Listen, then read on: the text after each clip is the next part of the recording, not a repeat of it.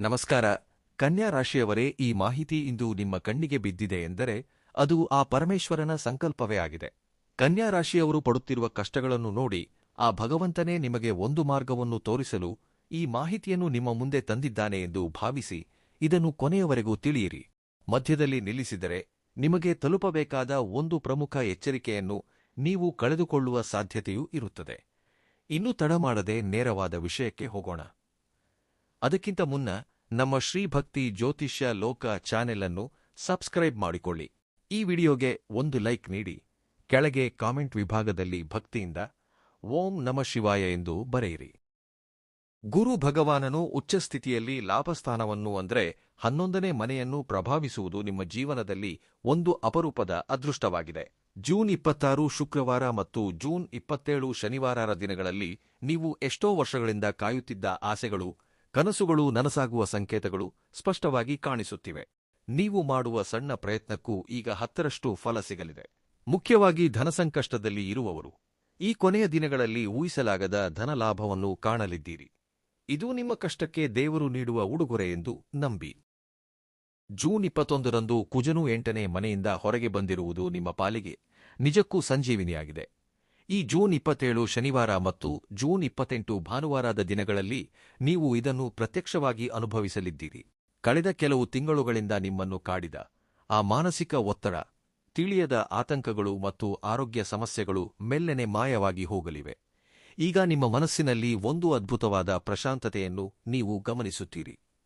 ಆಕಸ್ಮಿಕ ಅಪಘಾತಗಳ ಭಯ ಅಥವಾ ನ್ಯಾಯಾಲಯದ ಕೇಸುಗಳಂತಹ ಕಾನೂನು ಸಮಸ್ಯೆಗಳಿದ್ದರೆ ಅವು ಈ 4 ದಿನಗಳಲ್ಲಿ ಬಗೆಹರಿಯಲಿವೆ. ನೀವು ಈಗ ಭಯದಿಂದ ಮುಕ್ತರಾಗಿದ್ದೀರಿ. ಧೈರ್ಯವಾಗಿ ಮುನ್ನಡೆಯಿರಿ.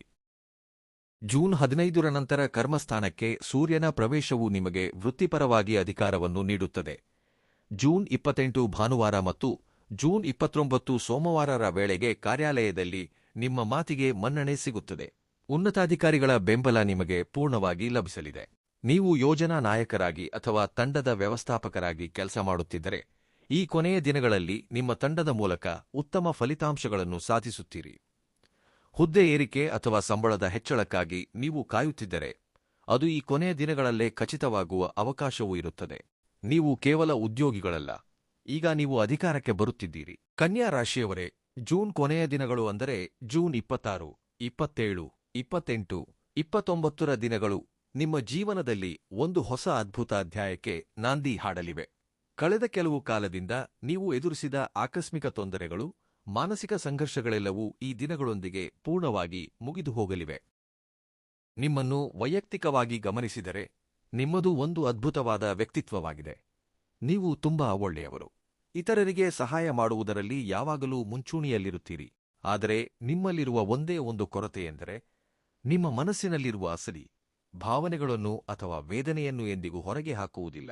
ಒಳಗಡೆ ಎಷ್ಟೇ ಗೊಂದಲಗಳಿದ್ದರೂ, ಕಣ್ಣೀರೂ ಇದ್ದರೂ ಸಹ ಆ ಆಂತರಿಕ ಭಾವನೆಗಳನ್ನೆಲ್ಲ ನಿಮ್ಮಲ್ಲೇ ಬಚ್ಚಿಟ್ಟುಕೊಂಡು ಇತರರೊಂದಿಗೆ ಮಾತ್ರ ಯಾವಾಗಲೂ ಮರ್ಯಾದೆಯಿಂದ ಒಳ್ಳೆಯವರಿಗೆ ಒಳ್ಳೆಯವರಾಗಿ, ಕೆಟ್ಟವರಿಗೆ ಕೆಟ್ಟವರಾಗಿ ಎನ್ನುವಂತೆ ಮಾತನಾಡುತ್ತಿರುತ್ತೀರಿ.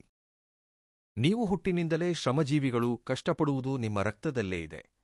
ಚಿಕ್ಕಂದಿನಿಂದಲೂ ನೀವು ನಿಮ್ಮ ಕಷ್ಟದ ಗಳಿಕೆಯನ್ನೆಲ್ಲ ತಂದು ನಿಮ್ಮ ಕುಟುಂಬಕ್ಕಾಗಿಯೇ ಧಾರೆ ಎರೆದಿದ್ದೀರಿ.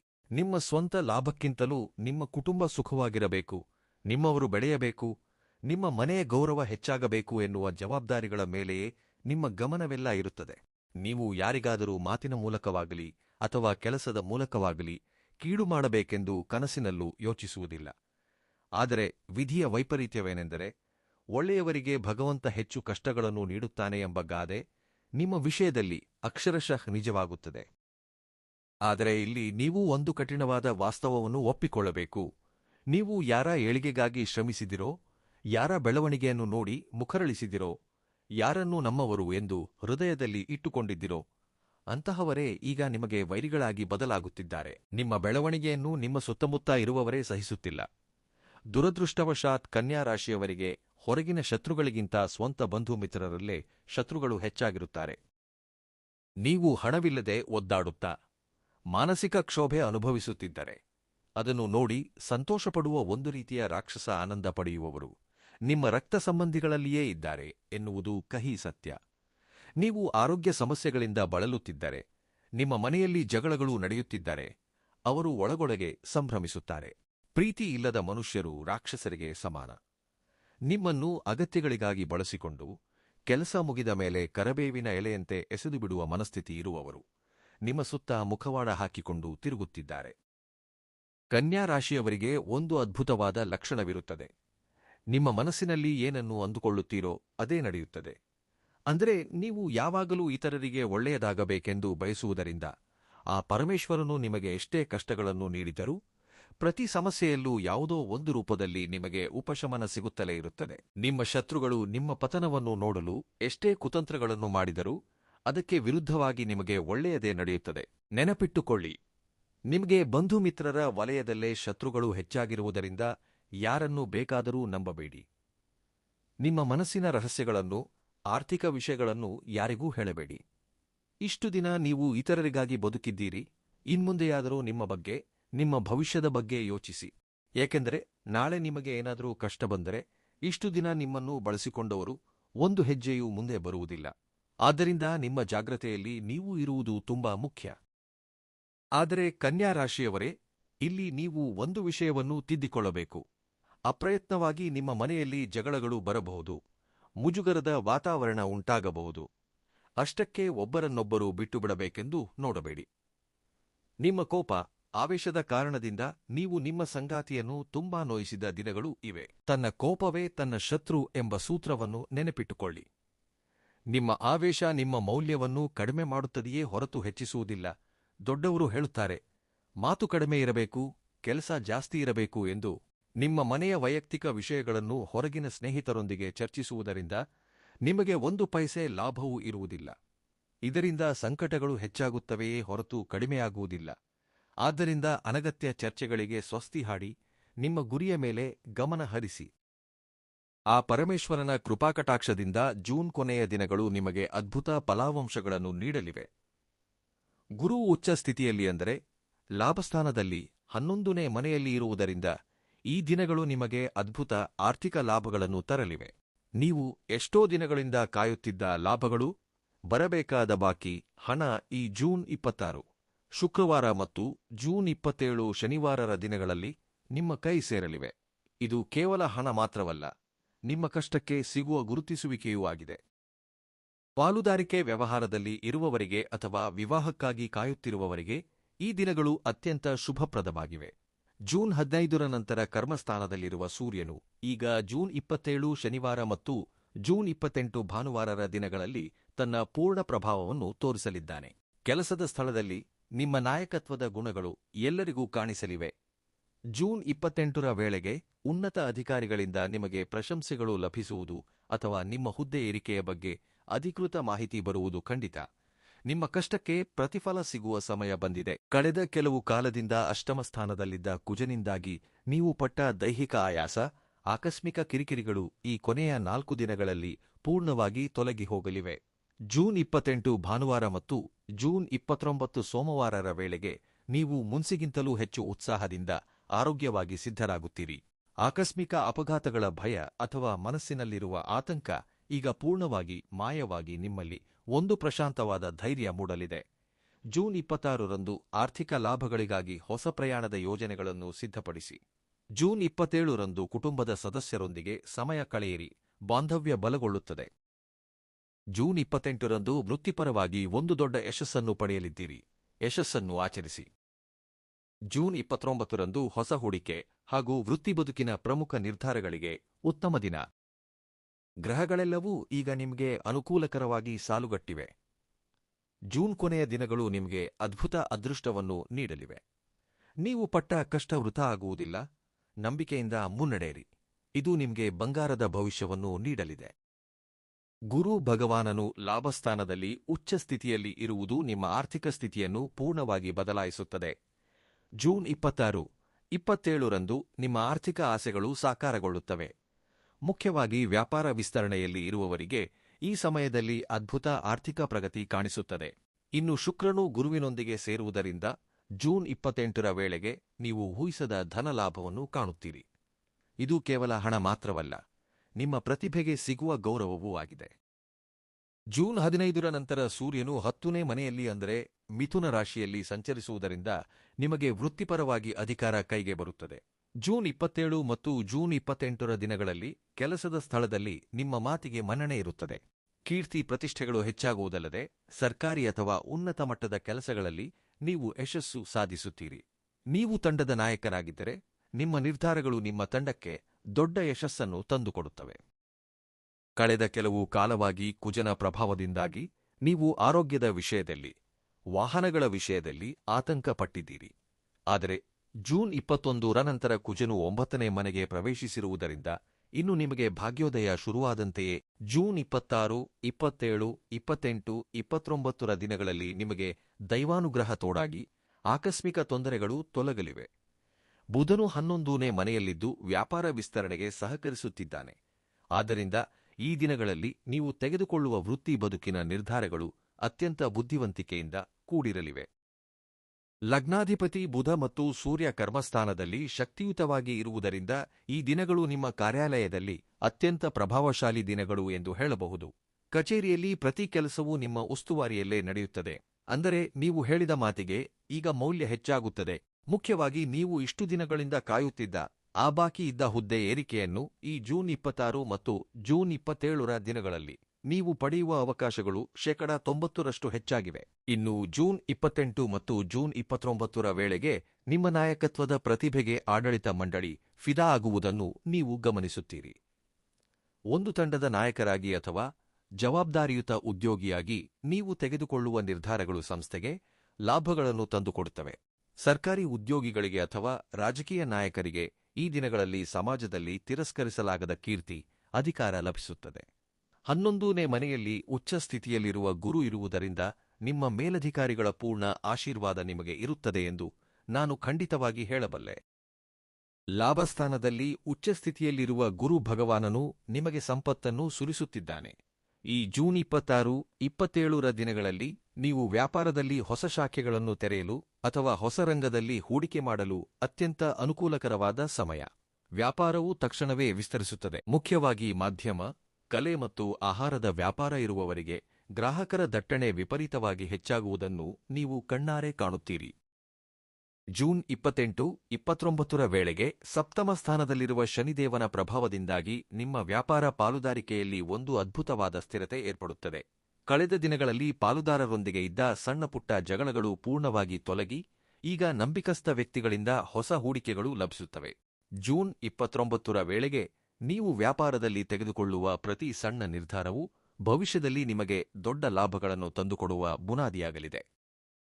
11ನೇ ಮನೆಯಲ್ಲಿರುವ ಮಹಾಗ್ರಹಗಳ ಒಕ್ಕೂಟವು ಜೂನ್ 26 ಮತ್ತು ಜೂನ್ 27ರಂದು ನಿಮಗೆ ಆರ್ಥಿಕವಾಗಿ ಊಹಿಸದ ಶುಭವಾರ್ತೆಗಳನ್ನು ನೀಡಲಿದೆ. ಕಳೆದ ದಿನಗಳಲ್ಲಿ ನೀವು ಮಾಡಿದ ಷೇರು ಮಾರುಕಟ್ಟೆ ಅಥವಾ ಭೂಮಿಯ ಹೂಡಿಕೆಗಳು ಈಗ ಅದ್ಭುತ ಲಾಭವನ್ನು ನೀಡಲು ಶುರು ಮಾಡುತ್ತಿವೆ. ಇದು ಕೇವಲ ಧನ ಲಾಭ ಮಾತ್ರವಲ್ಲ, ನಿಮ್ಮ ಆರ್ಥಿಕ ಸ್ಥಿರತೆ ಸಾಕಷ್ಟು ಬಲಗೊಳ್ಳುವ ಸಮಯ. ನೀವು ನಿರೀಕ್ಷಿಸಿದ್ದಕ್ಕಿಂತಲೂ ಹೆಚ್ಚು ಲಾಭಗಳೇ ನಿಮಗೆ ಸಿಗಲಿವೆ. ಜೂನ್ 28 ಮತ್ತು ಜೂನ್ 29ರ ವೇಳೆಗೆ ನಿಮ್ಮ ಆರ್ಥಿಕ ಹರಿವು ಇನ್ನಷ್ಟು ಸುಗಮವಾಗುತ್ತದೆ. ಎಷ್ಟೋ ದಿನಗಳಿಂದ ವಸೂಲಾಗದೆ ನಿಂತು ಹೋಗಿದ್ದ ಆ ಹಠಮಾರಿ ಬಾಕಿ ಹಣವು ಈಗ ನಿಮ್ಮ ಕೈ ಸೇರುವ ಅವಕಾಶವಿರುತ್ತದೆ. ಈ ಸಮಯ ನಿಮಗೆ ಬೆಲೆಬಾಳುವ ವಸ್ತುಗಳನ್ನು ಖರೀದಿಸಲು ಸಹ ಅತ್ಯಂತ ಅನುಕೂಲಕರವಾಗಿರುತ್ತದೆ. ನಿಮ್ಮ ಕುಟುಂಬಕ್ಕಾಗಿ, ನಿಮ್ಮ ಸಂತೋಷಕ್ಕಾಗಿ ನೀವು ಮಾಡುವ ಈ ಖರ್ಚು ನಿಮ್ಮ ಜೀವನದಲ್ಲಿ ಒಂದು ಹೊಸ ಉತ್ಸಾಹವನ್ನು ತುಂಬುತ್ತದೆ. ಪಿತ್ರಾರ್ಜಿತ ಆಸ್ತಿ ಅಥವಾ ಸರ್ಕಾರಿ ಸಂಬಂಧಿತ ಕೆಲಸಗಳ ಮೂಲಕ ಬರುವ ಆದಾಯವು ನಿಮ್ಮ ಆರ್ಥಿಕ ಸ್ಥಿತಿಯನ್ನು ಇನ್ನಷ್ಟು ಗಟ್ಟಿಗೊಳಿಸುತ್ತದೆ. ಅಷ್ಟಮ ಸ್ಥಾನವನ್ನು ಕುಜನು ಬಿಟ್ಟು ಹೋಗಿರುವುದು ನಿಮ್ಮ ಆರೋಗ್ಯಕ್ಕೆ ಒಂದು ರಕ್ಷಣಾ ಕವಚದಂತಿದೆ. ಜೂನ್ 26, 27ರ ದಿನಗಳಲ್ಲಿ ನೀವು ನಿಮ್ಮಲ್ಲಿ ಒಂದು ಹೊಸ ಪ್ರಾಣಶಕ್ತಿಯನ್ನು, ಉತ್ಸಾಹವನ್ನು ಗಮನಿಸುತ್ತೀರಿ. ಕಳೆದ ದಿನಗಳಲ್ಲಿ ನಿಮ್ಮನ್ನು ಬಾಧಿಸುತ್ತಿದ್ದ ಉದರ ಸಂಬಂಧಿತ ಸಮಸ್ಯೆಗಳು, ಅನಗತ್ಯ ಆತಂಕಗಳು ಪೂರ್ಣವಾಗಿ ಕಡಿಮೆಯಾಗಿ ನಿಮ್ಮ ಮಾತಿನಲ್ಲಿ ಒಂದು ಹೊಸ ಉತ್ಸಾಹ, ಕಣ್ಣುಗಳಲ್ಲಿ ಹೊಸ ಕಾಂತಿಯನ್ನು ನೀವು ಅನುಭವಿಸುತ್ತೀರಿ. ಇದು ಕೇವಲ ಒಂದು ಬದಲಾವಣೆಯಲ್ಲ, ನಿಮ್ಮ ಜೀವಶಕ್ತಿ ಇಮ್ಮಡಿಯಾಗುವ ಸಮಯ. ಜೂನ್ 28, 29ರ ವೇಳೆಗೆ ನೀವು ಎಷ್ಟೋ ಕಾಲದಿಂದ ಕಾಯುತ್ತಿದ್ದ ಆ ಸಂಪೂರ್ಣ ಪ್ರಶಾಂತತೆಯನ್ನು ಪಡೆಯುತ್ತೀರಿ. ಕಳೆದ ದಿನಗಳಲ್ಲಿ ಪ್ರಯಾಣದಲ್ಲಿ ಅಥವಾ ವಿದ್ಯುತ್ ವಸ್ತುಗಳ ಬಳಕೆಯಲ್ಲಿ ನಿಮಗಿದ್ದ ಭಯವೂ ಈಗ ತೊಲಗಿ ಹೋಗುತ್ತದೆ. ಲಾಭಸ್ಥಾನದಲ್ಲಿರುವ ಗುರುವಿನ ಅಮೃತ ದೃಷ್ಟಿ ನಿಮ್ಮ ಶಾರೀರಿಕ ಮತ್ತು ಮಾನಸಿಕ ಸ್ಥಿತಿಯನ್ನು ಇನ್ನಷ್ಟು ಬಲಪಡಿಸುತ್ತದೆ. ನೀವು ಈಗ ಅತ್ಯಂತ ಉತ್ಸಾಹವಾಗಿ, ಆರೋಗ್ಯವಾಗಿ, ಯಾವುದೇ ರೀತಿಯ ಭಯವಿಲ್ಲದ ವ್ಯಕ್ತಿಯಾಗಿ ಕಾಣಿಸುತ್ತೀರಿ. ಗುರು ಮತ್ತು ಶುಕ್ರರ ಮುಖಾಮುಖಿ ನಿಮ್ಮ ಕುಟುಂಬದಲ್ಲಿ ಒಂದು ಹಬ್ಬದ ವಾತಾವರಣವನ್ನು ಸೃಷ್ಟಿಸುತ್ತದೆ. ಜೂನ್ 26, 27ರ ದಿನಗಳಲ್ಲಿ ನಿಮ್ಮ ಕುಟುಂಬದಲ್ಲಿ ಯಾವುದಾದರೂ ಶುಭ ಕಾರ್ಯಕ್ಕೆ ಸಂಬಂಧಿಸಿದ ಶುಭವಾರ್ತೆಯನ್ನು ಕೇಳುವ ಅವಕಾಶವಿರುತ್ತದೆ. ನಿಮ್ಮ ಹಿರಿಯರ ಆಶೀರ್ವಾದ ಈಗ ನಿಮಗೆ ಒಂದು ರಕ್ಷಾ ಕವಚದಂತಿದೆ. ಅವರ ಸಲಹೆಗಳು ನಿಮಗೆ ದಾರಿದೀಪವಾಗುತ್ತವೆ. ಮಿತ್ರರು ಮತ್ತು ಸಹೋದರರಿಂದ ನೀವು ಊಹಿಸದ ಮಟ್ಟದಲ್ಲಿ ಸಹಾಯ ಸಹಕಾರಗಳು ಲಭಿಸುತ್ತವೆ. ಇದು ನಿಮ್ಮಲ್ಲಿ ಒಂದು ಹೊಸ ಭರವಸೆಯನ್ನು ತುಂಬುತ್ತದೆ. ಸಪ್ತಮದಲ್ಲಿ ಶನಿ ಇದ್ದರೂ ಸಹ 11ನೇ ಮನೆಯಲ್ಲಿರುವ ಗುರು ಮತ್ತು ಶುಕ್ರರ ಬಲವು ವಿವಾಹದ ಪ್ರಯತ್ನದಲ್ಲಿ ಇರುವವರಿಗೆ ಅದ್ಭುತ ಸಂಬಂಧಗಳನ್ನು ತಂದುಕೊಡುತ್ತದೆ. ಜೂನ್ 28, 29ರ ವೇಳೆಗೆ ನಿಮ್ಮ ಜೀವನ ಸಂಗಾತಿಯೊಂದಿಗೆ ಕಳೆದ ದಿನಗಳಲ್ಲಿದ್ದ ಸಣ್ಣಪುಟ್ಟ ಅಪಾರ್ಥಗಳು ಪೂರ್ಣವಾಗಿ ತೊಲಗಿ ಹೋಗುತ್ತವೆ. ಆ ಬಾಂಧವ್ಯ ಇನ್ನಷ್ಟು ದೃಢವಾಗಿ, ಮಧುರವಾಗಿ ಬದಲಾಗುವುದನ್ನು ನೀವು ಪ್ರತ್ಯಕ್ಷವಾಗಿ ಗಮನಿಸುತ್ತೀರಿ. ಇದು ಕೇವಲ ಅನುಬಂಧ ಮಾತ್ರವಲ್ಲ, ಒಬ್ಬರ ಮೇಲೊಬ್ಬರಿಗಿರುವ ನಂಬಿಕೆ ಇಮ್ಮಡಿಯಾಗುವ ಸಮಯ. ಲಗ್ನಾಧಿಪತಿ ಬುಧನು ಕರ್ಮಸ್ಥಾನದಲ್ಲಿ ಬಲವಾಗಿ ಇರುವುದರಿಂದ ನಿಮ್ಮ ಏಕಾಗ್ರತೆ ಈಗ ಉತ್ತುಂಗಕ್ಕೆ ತಲುಪುತ್ತದೆ. ಜೂನ್ 26, 27ರ ದಿನಗಳಲ್ಲಿ ನೀವು ಓದುವ ಪ್ರತಿ ವಿಷಯವೂ ನಿಮ್ಮ ಮೆದುಳಿನಲ್ಲಿ ಸ್ಪಷ್ಟವಾಗಿ ಮುದ್ರಿತವಾಗುತ್ತದೆ. ಮುಖ್ಯವಾಗಿ ಸಂಶೋಧನೆ, ಮಾಹಿತಿ ತಂತ್ರಜ್ಞಾನ ಮತ್ತು ಆರ್ಥಿಕ ರಂಗದ ವಿದ್ಯಾರ್ಥಿಗಳಿಗೆ ಈ ದಿನಗಳು ಅದ್ಭುತ ಯೋಜನೆಗಳು ಹೊಳೆಯುತ್ತವೆ. ನೀವು ಮಾಡುತ್ತಿರುವ ಯೋಜನೆಗಳಿಗೆ ದೊಡ್ಡ ಮಟ್ಟದ ಗುರುತಿಸುವಿಕೆಯೂ ಲಭಿಸುತ್ತದೆ. ಜೂನ್ 28, 29ರ ವೇಳೆಗೆ ಲಾಭಸ್ಥಾನದಲ್ಲಿರುವ ಉಚ್ಚ ಗುರುವಿನ ಅನುಗ್ರಹದಿಂದಾಗಿ ನಿಮಗೆ ಅದ್ಭುತ ಶುಭವಾರ್ತೆಗಳು ತಲುಪಲಿವೆ. ಪ್ರಮುಖ ವಿಶ್ವವಿದ್ಯಾಲಯದಲ್ಲಿ ಸೀಟಿಗಾಗಿ ಕಾಯುತ್ತಿರುವವರಿಗೆ ಈ ದಿನಗಳಲ್ಲಿ ಆ ಆಸೆ ನೆರವೇರುವ ಅವಕಾಶ ತುಂಬಾ ಹೆಚ್ಚಾಗಿದೆ. ನೀವು ಕೇವಲ ಸ್ಥಳೀಯವಾಗಿ ಅಲ್ಲ, ರಾಷ್ಟ್ರೀಯ ಅಥವಾ ಅಂತಾರಾಷ್ಟ್ರೀಯ ಮಟ್ಟದಲ್ಲೂ ಮಿಂಚುವ ದಿಶೆಯಲ್ಲಿ ಹೆಜ್ಜೆಗಳನ್ನು ಇಡುತ್ತಿದ್ದೀರಿ. 11ನೇ ಮನೆಯಲ್ಲಿರುವ ಗುರು ನೀಡುವ ಈ ರಾಜಯೋಗವನ್ನು ನೀವು ಭದ್ರಪಡಿಸಿಕೊಳ್ಳಬೇಕು. ಜೂನ್ 26ರಂದು ನೀವು ದಕ್ಷಿಣಾಮೂರ್ತಿಯನ್ನು ಅಥವಾ ಗುರು ದತ್ತಾತ್ರೇಯರನ್ನು ದರ್ಶನ ಮಾಡುವುದು ತುಂಬಾ ಮುಖ್ಯ. ಹಳದಿ ವಸ್ತ್ರಗಳನ್ನು ಧರಿಸಿ ಅವರನ್ನು ಆರಾಧಿಸುವುದರಿಂದ ನಿಮ್ಮ ಆರ್ಥಿಕ ಪ್ರಗತಿಗೆ ಅಡ್ಡಿಪಡಿಸುವ ಯಾವುದೇ ಸಣ್ಣ ಆತಂಕವೂ ಇರುವುದಿಲ್ಲ. ಇದು ನಿಮ್ಮ ಸಂಪತ್ತನ್ನು, ಕೀರ್ತಿಯನ್ನೂ ಜೀವನ ಪರ್ಯಂತ ಸ್ಥಿರವಾಗಿರಿಸುತ್ತದೆ. ಜೂನ್ 27ರಂದು ಶ್ರೀ ವಿಷ್ಣು ಸಹಸ್ರನಾಮ ಪಾರಾಯಣ ಮಾಡಿ. ನಿಮ್ಮ ಲಗ್ನಾಧಿಪತಿ ಬುಧನ ಬಲ ಈ ದಿನಗಳಲ್ಲಿ ಅತ್ಯಂತ ಕೀಲಿಕೈಯಾಗಿದೆ. ನೀವು ನಿಮ್ಮ ವೃತ್ತಿ ಬದುಕಿನಲ್ಲಿ ಶಿಖರವನ್ನು ತಲುಪಲು ಈ ಪಾರಾಯಣ ಒಂದು ಆಧ್ಯಾತ್ಮಿಕ ಕವಚದಂತೆ ಕೆಲಸ ಮಾಡುತ್ತದೆ. ಇದು ನಿಮ್ಮಲ್ಲಿನ ಆತ್ಮವಿಶ್ವಾಸವನ್ನು ಹೆಚ್ಚಿಸಿ ನೀವು ತೆಗೆದುಕೊಳ್ಳುವ ನಿರ್ಧಾರಗಳು ತಿರಸ್ಕರಿಸಲಾಗದ ಯಶಸ್ಸನ್ನು ತರುವಂತೆ ಮಾಡುತ್ತದೆ. ಜೂನ್ 28ರ ವೇಳೆಗೆ ಕುಜನ ಪ್ರಭಾವದಿಂದಾಗಿ ಯಾವುದಾದರೂ ಸಣ್ಣಪುಟ್ಟ ತೊಂದರೆಗಳು ಬಾಕಿ ಉಳಿದಿದ್ದರೆ ಅವುಗಳನ್ನು ಪೂರ್ಣವಾಗಿ ತೊಲಗಿಸಿಕೊಳ್ಳಲು ಸುಬ್ರಹ್ಮಣ್ಯೇಶ್ವರ ಸ್ವಾಮಿಯನ್ನು ಮನಸಾರ ಸ್ಮರಿಸಿಕೊಳ್ಳಿ. ಈ ದಿನ ಬಡವರಿಗೆ ಕೆಂಪು ತೊಗರಿಬೇಳೆ ಅಥವಾ ನಿಮಗೆ ತೋಚಿದ ಸಹಾಯವನ್ನು ಮಾಡುವುದರಿಂದ ನಿಮ್ಮ ಜಾತಕದಲ್ಲಿರುವ ಅಶುಭ ಫಲಗಳು ಪೂರ್ಣವಾಗಿ ಪಟಾಪಂಚಲಾಗಿ ಶುಭ ಫಲಗಳು ಇಮ್ಮಡಿಯಾಗುತ್ತವೆ. ಗೃಹದಲ್ಲಿ ಅಶಾಂತಿ, ಸಣ್ಣಪುಟ್ಟ ಅಹಂಕಾರಗಳು ತಲೆದೂರದಂತೆ ಇರಲು ಜೂನ್ 26, 27, 28, 29ರ ದಿನಗಳಲ್ಲಿ ಬೆಳಿಗ್ಗೆ ಸೂರ್ಯೋದಯದ ಸಮಯದಲ್ಲಿ ಆದಿತ್ಯ ಸ್ತೋತ್ರವನ್ನು ಪಠಿಸಿ. ಸೂರ್ಯನಿಗೆ ಅರ್ಘ್ಯವನ್ನು ಸಮರ್ಪಿಸುವುದರಿಂದ ನಿಮ್ಮ ಮನೆಯಲ್ಲಿರುವ ಜಗಳಗಳು ತಿಳಿಗೊಂಡು ಕುಟುಂಬದ ಸದಸ್ಯರ ನಡುವೆ ಪ್ರಶಾಂತತೆ ನೆಲೆಸುತ್ತದೆ. ಇದು ನಿಮ್ಮ ತಾಯಿಯವರ ಆರೋಗ್ಯಕ್ಕೂ ತುಂಬಾ ಒಳ್ಳೆಯದು. ಈ ಪರಿಹಾರಗಳು ಕೇವಲ ನಿಮ್ಮ ಮನಸ್ಸನ್ನು ನಿಶ್ಚಲಗೊಳಿಸುವ ಸಾಧನಗಳು ಮಾತ್ರ. ಜೂನ್ ಕೊನೆಯ ದಿನಗಳು ನಿಮ್ಮ ಜೀವನವನ್ನು ಒಂದು ದೊಡ್ಡ ಗುರಿಯತ್ತ ಮುನ್ನಡೆಸಲಿವೆ. ನೀವು ತುಂಬಾ ನಿಶ್ಚಯದಿಂದ, ತಾಳ್ಮೆಯಿಂದ ಇರಿ. ನಿಮ್ಮ ಗೆಲುವಿಗೆ ಈಗ ಯಾವುದೇ ಅಡೆತಡೆ ಇಲ್ಲ. ವಿಶ್ವಾಸದಿಂದ ಮುನ್ನಡೆಯಿರಿ. ಎಲ್ಲವೂ ಒಳ್ಳೆಯದೇ ಆಗುತ್ತದೆ. ವಿಡಿಯೋವನ್ನ ಲೈಕ್ ಮಾಡಿ, ಶೇರ್ ಮಾಡಿ, ಸಬ್ಸ್ಕ್ರೈಬ್ ಮಾಡಿಕೊಳ್ಳಿ. ಧನ್ಯವಾದಗಳು.